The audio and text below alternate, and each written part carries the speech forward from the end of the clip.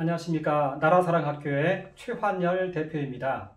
오늘은 러시아 경제사 첫 번째 내용을 보도록 하겠는데요. 레닌 볼셰비키 혁명과 또 신경제정책이라는 제목으로 말씀을 나누는 시간을 갖도록 하겠습니다. 먼저 우리는 이 전체를 이해할 수 있는 이 단어를 빵, 평화, 토지 이렇게 말할 수가 있는데요. 이것은 소비에트의 이슈입니다. 여기에서 우리는 소비에트를 개략적으로 이해할 필요가 있는데요. 소비에트는 노동자 1000명당 1명의 대표를 이렇게 이제 선발을 하는 것이고요. 그리고 병사들의 경우에는 일개 대대당 1명의 대표 이렇게 선발하는 것입니다. 농민들도 이와 비슷한 형태로 선발이 됩니다. 그렇게 해서 대표들의 협의체, 이게 소비에트인 것입니다. 당시에 그 소비에트의 숫자는 소련 전역에 1429개였습니다. 그러니까 이 소비에트라는 것은 굉장한 조직인 것입니다. 페트로그라드에서 많은 것들이 진행이 되었는데, 거기는 공업도시였는데, 이곳에서 보통 소비에트는 한 2,500명에서 2,800명 정도의 그러한 대의원들로 이렇게 구성이 되어 있었던 것입니다. 그래서 이 소비에트는 이 국민들의 그 대표들인 거예요.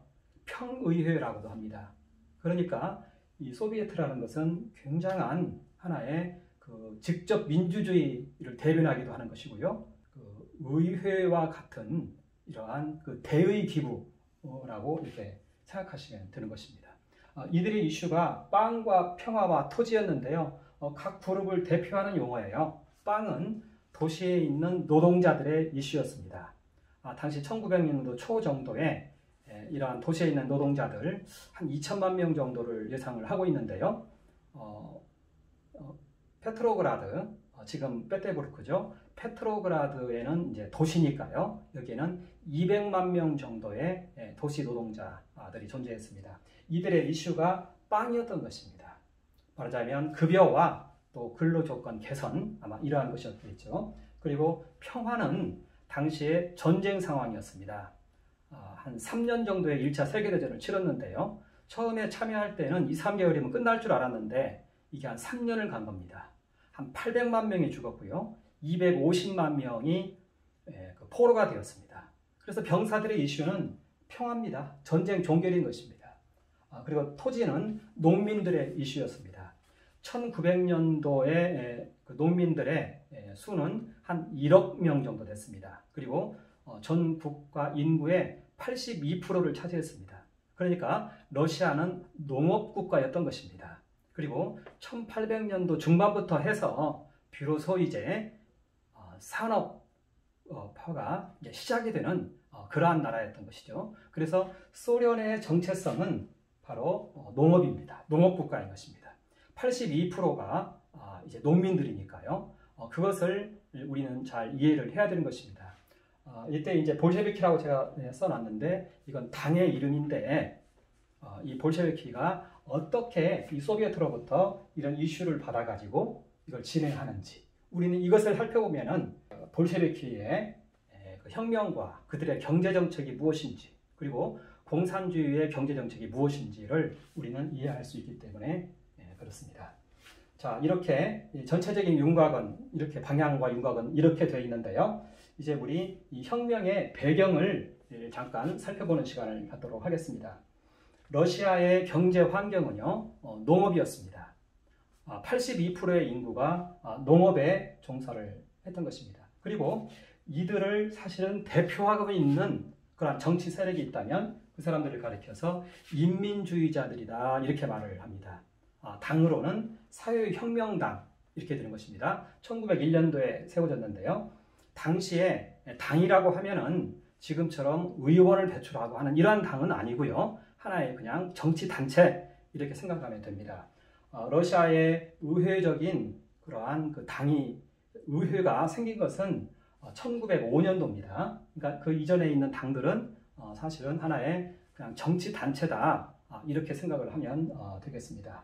인민주의자들 그리고 이 그 농업 환경 속에서 이제 황제 제도에 있다가 이제 근대화되는 상황인 것입니다. 이게 1800년대의 러시아 상황이었던 것입니다. 그러니까 우리는 1800년대의 러시아 상황을 이해함을 통해서 이 볼셰비키 혁명의 하나의 그 배경을 우리는 이해할 수 있는 것입니다. 그러니까 황제 한 명이 이제 귀족 지주들과 함께 나라 전체를 다스리다가 이제 1789년도에는 프랑스 혁명이 일어나고 서구 사회가 급격하게 시민 사회로 변화되고 있는 그런 상황이 이미 유럽에서는 다 진행이 된 것입니다.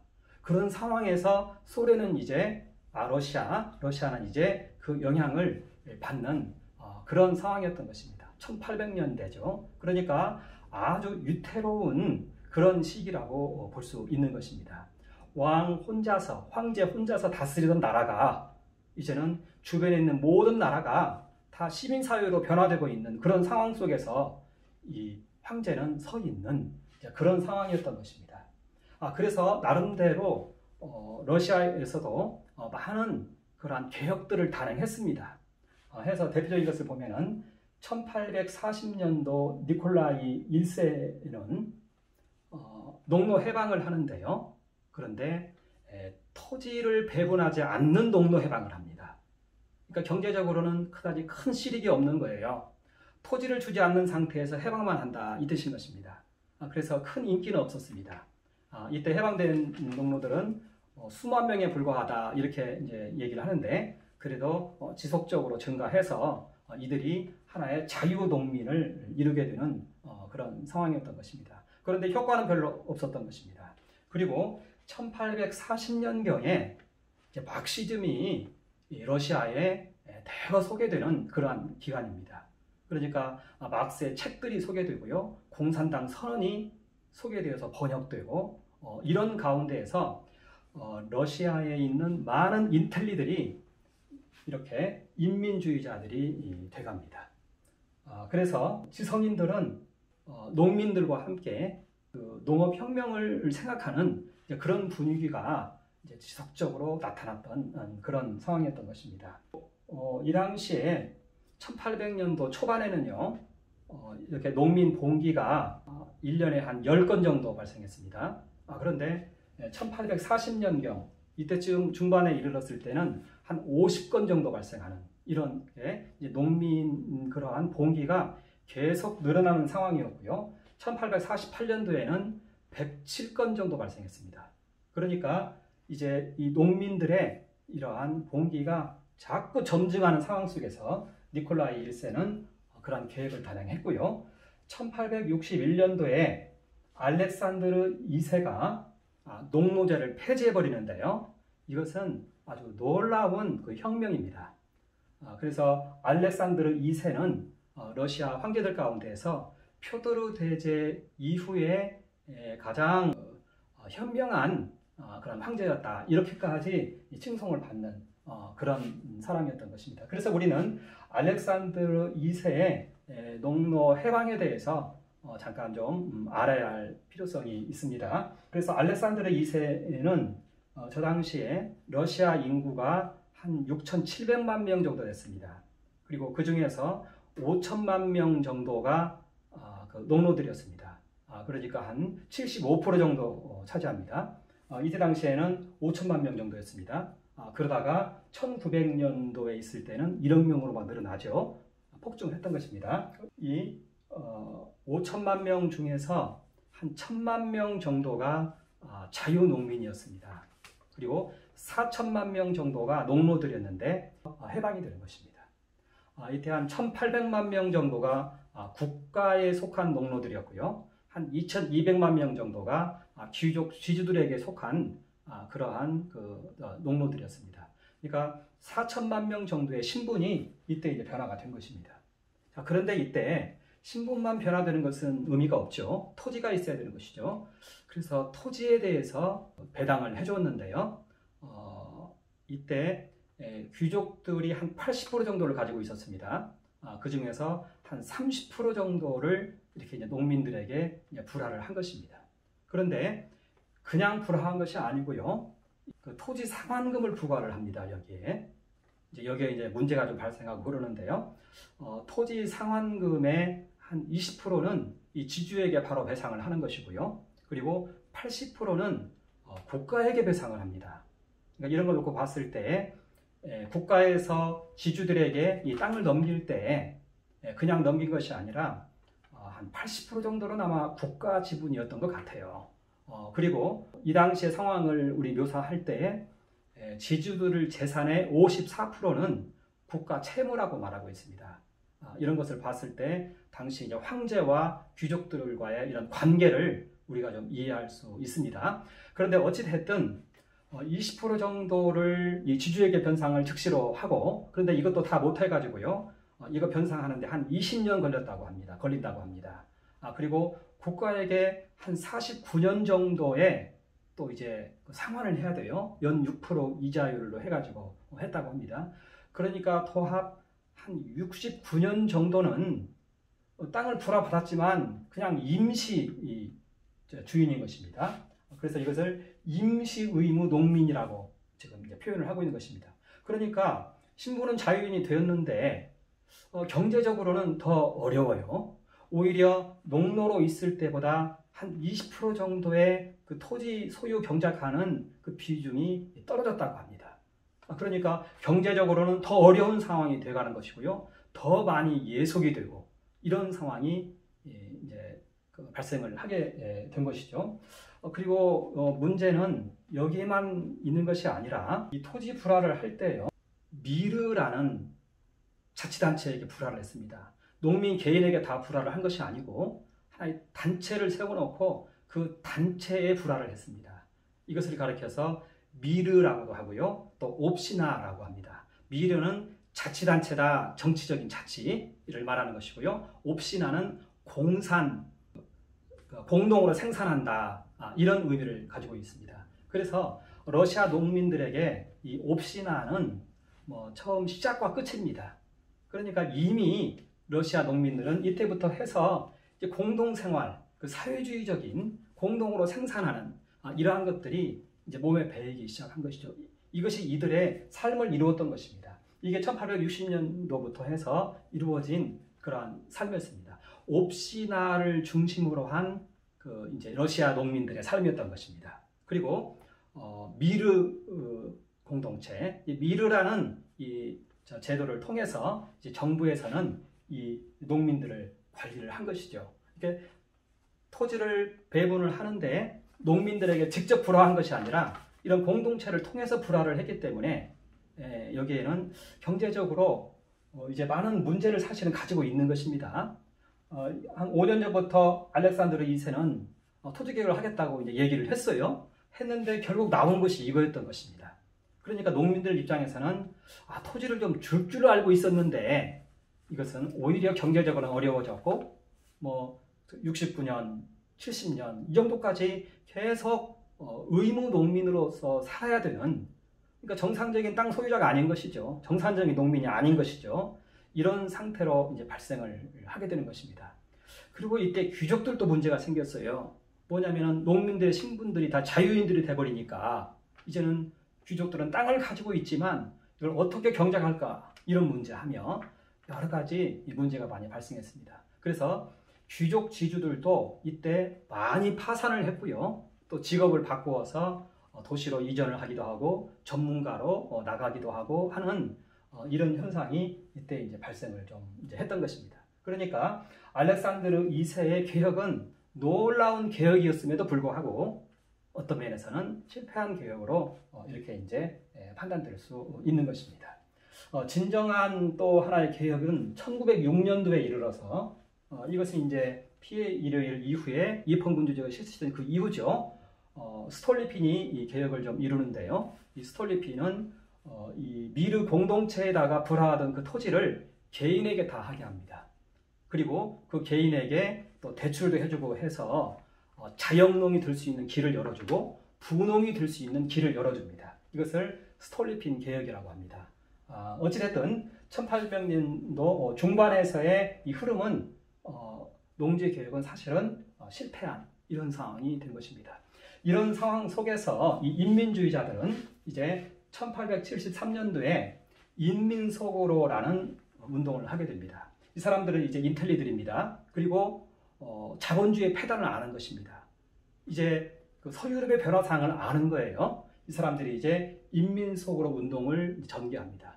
땅을 달라 이것이죠. 토지를 달라 이것이죠. 이것을 위해서 우리 이제 봉기하자. 이런 형태의 운동이었는데 이 농민들은 이런 것이 너무 생소한 것입니다. 그래서 이 운동은 실패를 하게 됩니다. 그래서 이제 이 인민주의자들은 테러리스트로 변질이 되어버렸습니다. 테러를 이제는 하기 시작합니다.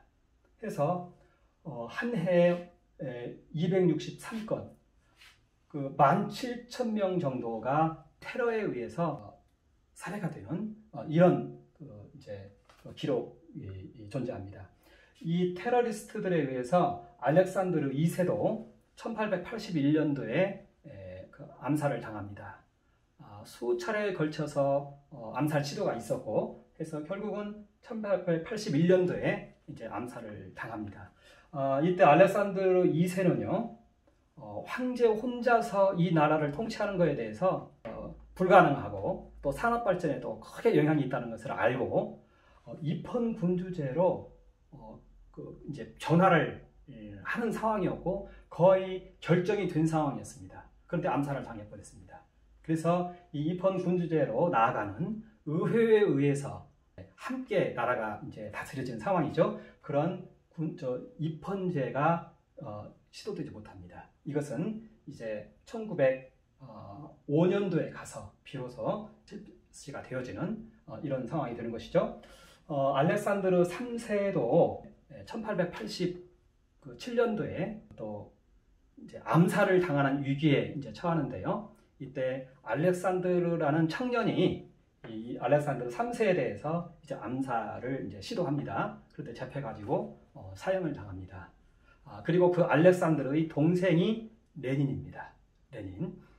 그래서 이제 레닌은 완전한 그러한 그 인민주의자가 되죠.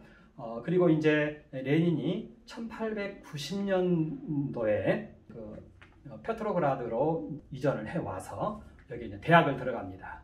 그래서 페트로그라드 대학에서 법학을 전공하는데요. 그리고 졸업할 때는 이제 그 변호사 자격까지 땁니다. 공부를 잘했고요. 수석으로 이렇게 합격했고, 그러니까 천재입니다. 수재 내지는 천재입니다. 이 레닌은 통찰력이 있었고요. 또 통찰력이 있다 보니까 아주 용어가 과격하고요. 사람들에게 확신을 불러주고 사람들로 하여금 여기에 빠져들게 하고 같이 흥분하게 하고 하는 그러한 참 놀라운 재주가 있었던 것 같아요. 이 레닌이 이제 페트로그라드로 이렇게 이제 이전해서 왔는데, 페트로그라드는 지금 페테르부르크인데요.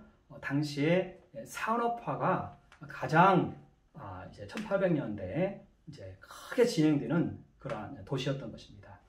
그런데 여기에는 이제 노동자들의 비참한 생활이 자본주의의 폐해죠.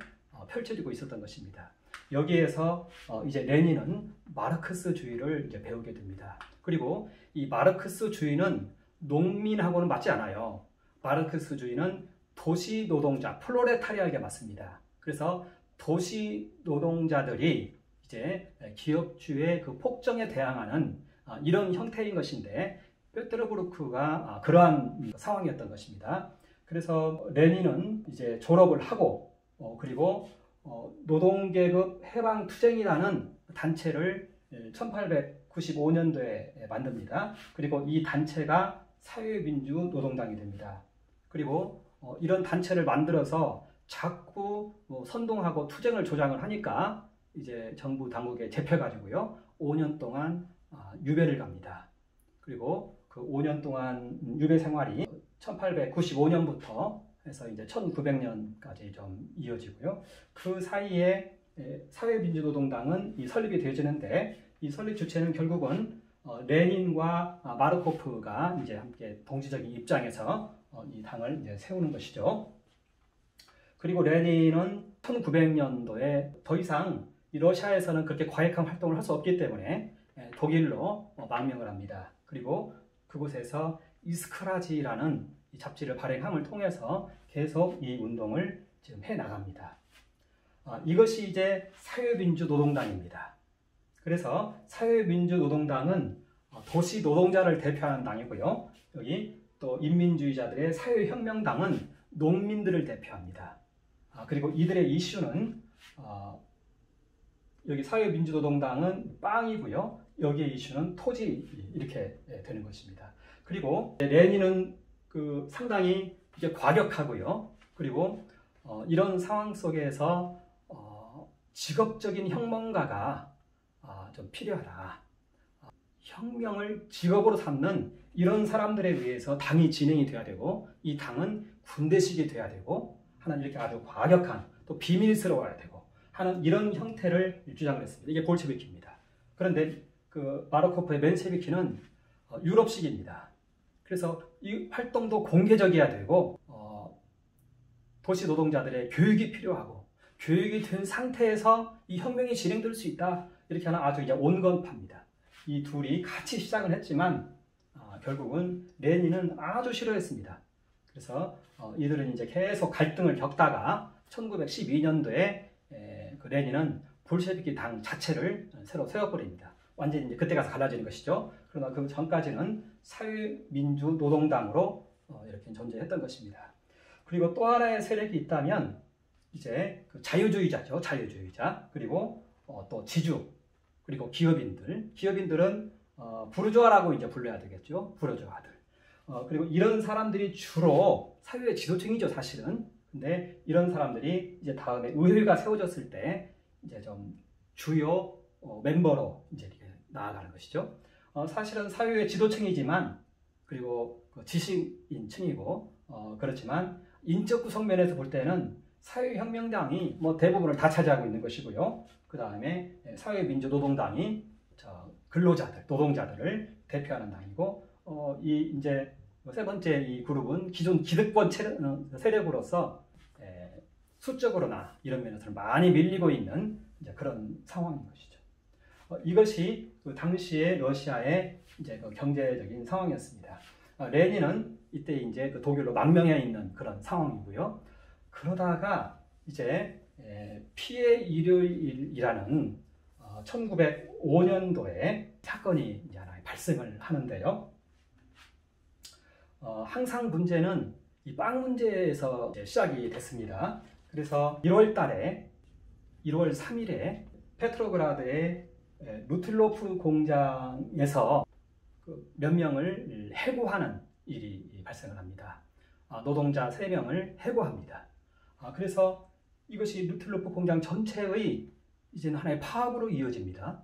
그리고 이것이 페트로그라드시 전체의 파업으로 또 이어지는 것입니다. 그러니까 당시에 파업이 굉장히 많았어요. 그래서 1903년도 같은 경우에는 550건의 파업이 발생을 했어요.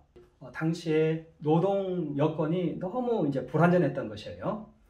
11시간 내 근로시간을 넘기지 말아라 하는 이러한 룰이 있어도 이거 지키는 데도 없었고 보통 12시간 노동을 했고요. 그래도 최저임금제도 없어서 그냥 낮은 임금, 그리고 여성 같은 경우에는 남성의 3분의 2 정도 그러한 급여를 받고 하는 상황이었기 때문에 아주 이 파업도 많고 하는 이런 상황이었던 것입니다. 그래서 이제 이게 시위로까지 발전을 했습니다. 그래서 1월 9일 날은 이제 일요일인데요. 이때 15만 명이 이제 시위를 하게 되는 상황이었고, 가폰 신부가 이제 이 시위대에 이제 원하는 내용을 이제 황제에게 전달하기 위해서 평화 시위를 했던 것입니다. 그러니까 신부가 앞장서 있고 평화 시위를 하는 상황이고 이제 이 문서를 전달하려고 하는 그런 상황이었던 것입니다. 그런데 황제는 그때 휴가 가고가 없었어요. 이러한 상황에서 발포가 이루어집니다. 총으로 쏘는 상황이 발생하는 것이죠.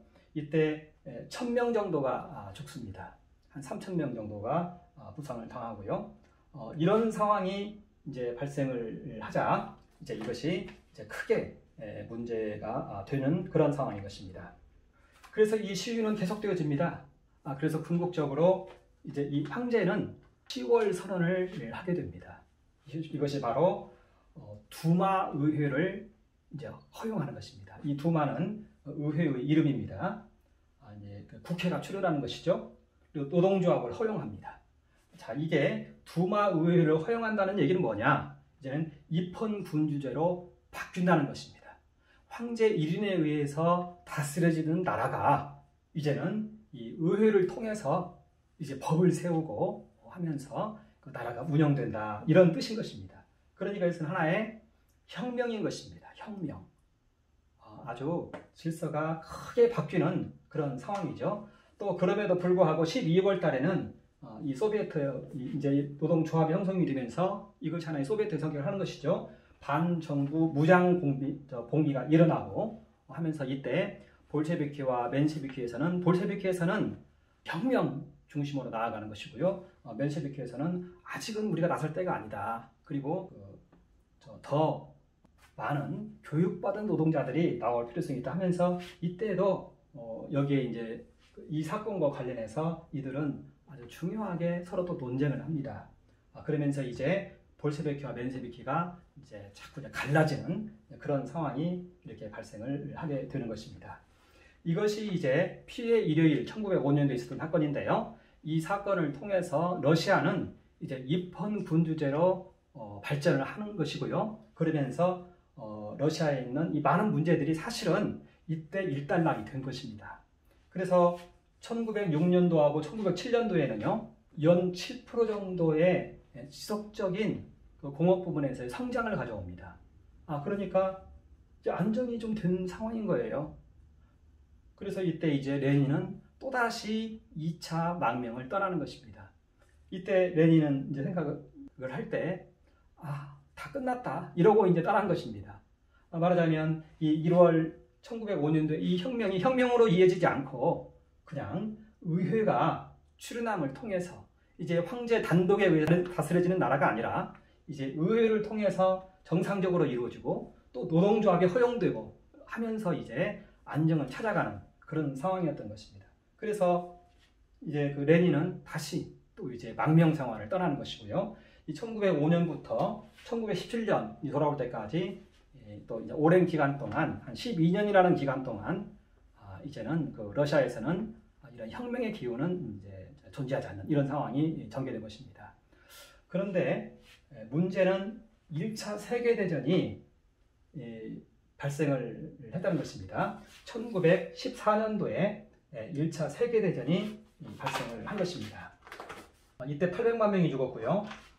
그리고 250만 명이 포로로 끌려갔고, 특히 판덴부르크에서는 50만 명이 한꺼번에 전사되는 이런 사태까지 발생하는 이러한 1차 세계대전이 발생을 했습니다.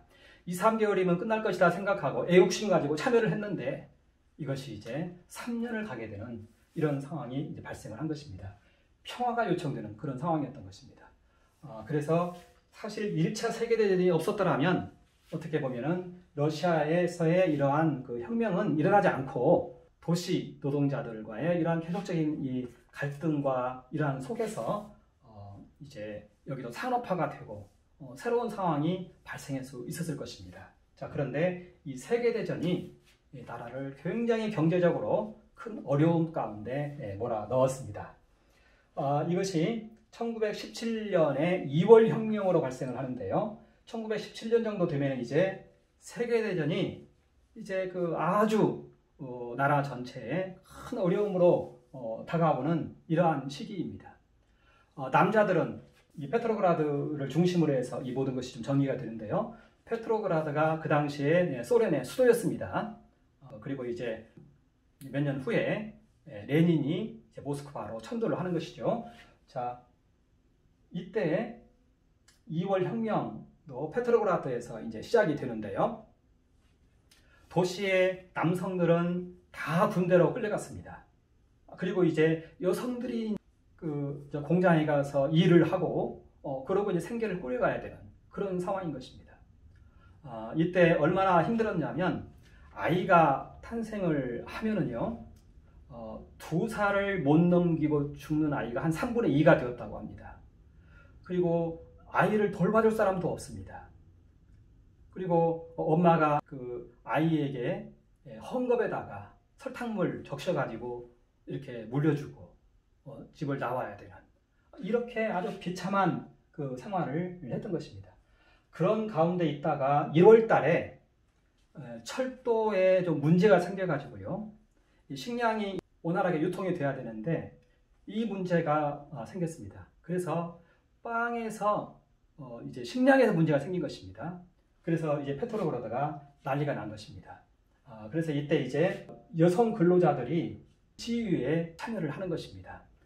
남자들은 다 군대에 가 있는 것이고요. 2월 23일은 여성의 날입니다. 여성의 날. 이때 이제 이들이 시위를 하게 되었는데 여기에 이제 시 전체가 또 합류를 하게 됩니다. 그래서 약 20만 명가량이 시위를 하게 됩니다.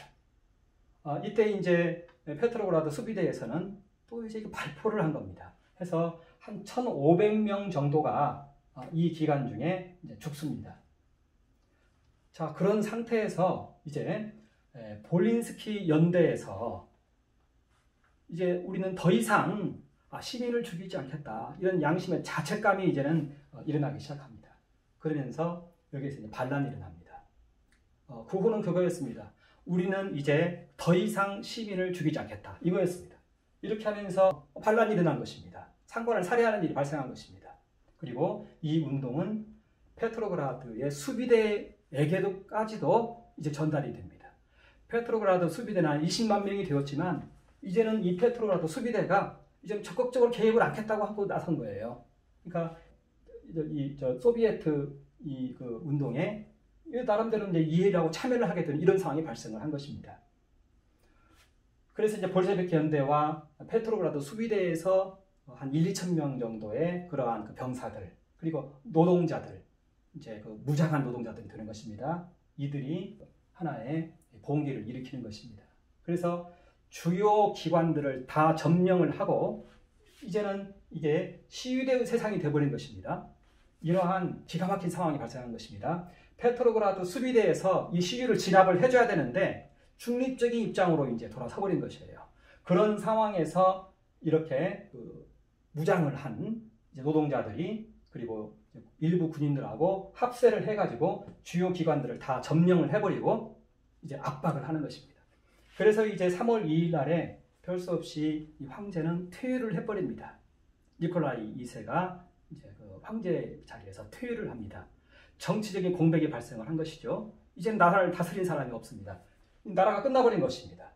그리고 이 시위대는 여전히 도시를 점령하고 있습니다. 거리를 점령하고 있고 주요 기관들을 점령하고 있습니다.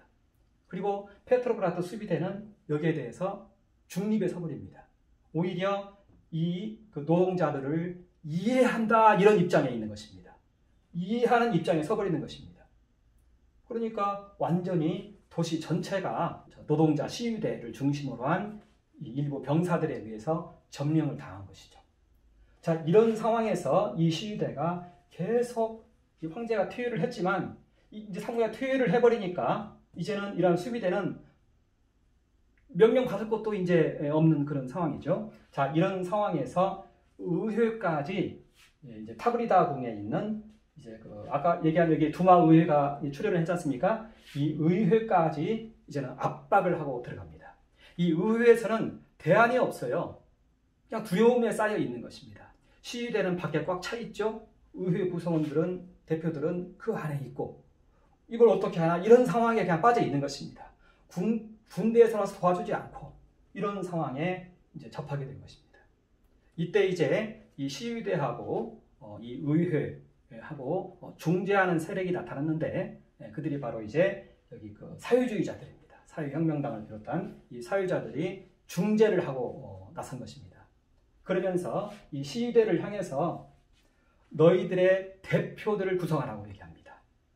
대표회의를 구성을 해라. 그렇게 얘기합니다. 이게 소비에트의 공식적인 출연인 것입니다. 해서 이제 이 시위대들에서는 노동자들 1000명당 1명 그리고 병사들은 이제 대대당 1명 이런 식으로 해서 이제 구성이 되기 시작하는 것입니다.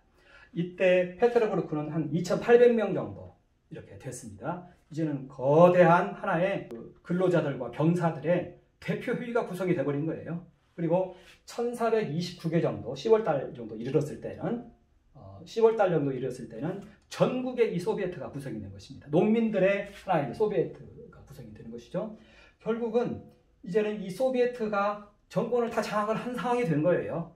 그래서 타브리다 궁이 있는데 한쪽에는 이 소비에트 대표들이 있는 곳이고 또 이 옆에는 임시정부가 출연을 하는 것이죠. 이 의회가 이 정보를 이제 받습니다. 그래서 임시정부가 출연을 한 것이죠. 그래서 이제 황제는 퇴위하고 소비에트와 임시정부가 이제는 권력을 장악한 이런 상황이 되는데요. 그런데 실질적인 힘은 소비에트에게 다 있고 무장 그 시위대들은 이미 다 점령을 하고 있는 상황인 거예요. 이걸 아직 풀지 않은 상황이에요. 그러니까 이제 이 임시정부가 출연을 했지만 하나의 전혀 힘도 없는 이런 형태의 임시정부가 이제 출연을 한 것이죠. 이게 이제 2월 혁명이고요. 이때 소비에트가 출연을 했고 임시정부가 출연했습니다. 그러니까 이 소비에트가 이제 하나의 법적인 단체로서 출연을 한 것인데 어떤 의미에 보면은 직접 민주주의에 의해서 선발된 그런 대표들의 모임이 되는 것이에요. 그러니까 그 힘은 어마어마할 수 있는 것이죠. 이것을 파악하고 있는 사람이 레닌이었던 것입니다. 다른 사람들은 그냥 무슨 단체가 하나 나왔나 보다 이렇게 생각을 했을 수 있는데 이것의 본질을 파악한 사람은 레닌이었던 것입니다. 레닌이 이제 해외에 있다가 이 소식 듣고 급히 올라옵니다.